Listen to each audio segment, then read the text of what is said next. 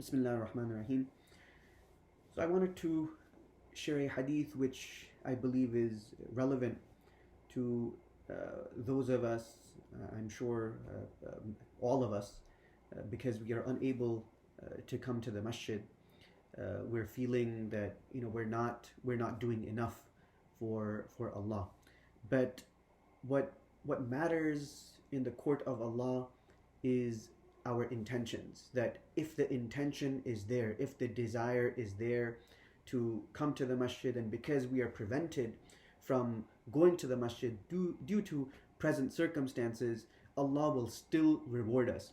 So this is a book, Riyadus Salihin, written by Imam Nawawi rahimahullah. Imam Nawawi rahimahullah was a very famous Shafi scholar. He's buried in Damascus. When I started over here, I made it a point that after Fajr I would read one hadith per day. So we've completed quite a large portion of these narrations. So this particular hadith, it is in the chapter of ikhlas, sincerity, and to have good intention. So in this hadith, and these particular hadith that I'm going to read, these are very relevant to our present circumstances. So I'm going to just read the Arabic very quickly. عن جابر بن عبد الله الأنصاري رضي الله عنهما قال كنا مع النبي صلى الله عليه وسلم في غزاة فقال إن بالمدينة رجالا ما سرتم مسيرا ولا قطعتم واديا إلا كانوا معكم حبسهم المرض وفي رواية إلا شركوكم في الأجر رواه مسلم. وروى البخاري عن أنس رضي الله عنه قال رجعنا من غزوة تبوك مع النبي صلى الله عليه وسلم فقال إن أقواما خلفنا بالمدينة ما سلكنا شعبا ولا واديا إلا وهم معنا حبسهم العذر رواه البخاري. So in this hadith, I'm going to translate both hadith now.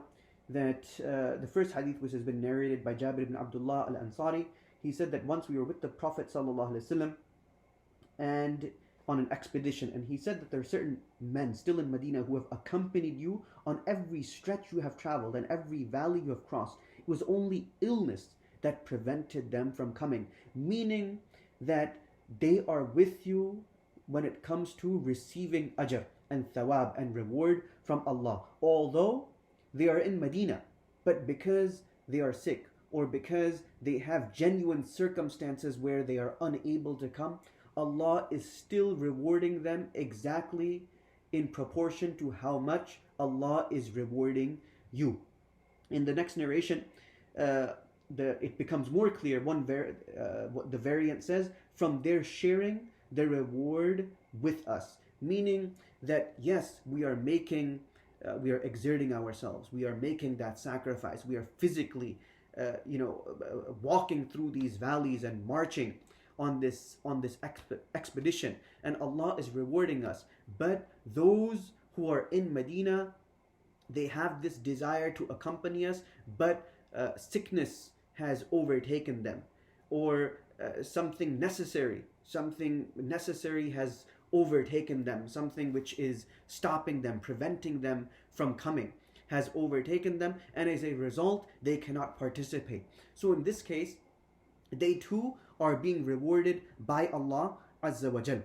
In the narration of Bukhari, which Anas radiallahu anh narrates, he said that we returned from the expedition to Tabuk with the Prophet sallallahu alaihi wasallam, and he said that some people have stayed behind in Medina. We did not travel through a ravine or a valley without their accompanying us, meaning they're with us as far as the reward is concerned.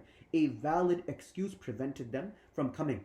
So those of us who are unable to attend the masajid, go to the masjid to pray our daily prayers, this is not something to be disheartened about, as long as our intention is there, as long as our desire is there to come to the masjid. Allah is rewarding us for salat with jama'ah. Allah is rewarding us for coming to the masjid, and this is from the special grace of Allah, that Allah is rewarding us even in these trying circumstances. In another hadith, the Prophet ﷺ mentions that the one who is sick receives the same reward as the one who is healthy, because he has that desire. He has that desire to do those things which a healthy person can do, but sickness is stopping him. Sickness is holding him back. So Allah, from His special mercies, rewards this sick person because of this desire, because of this connection that he has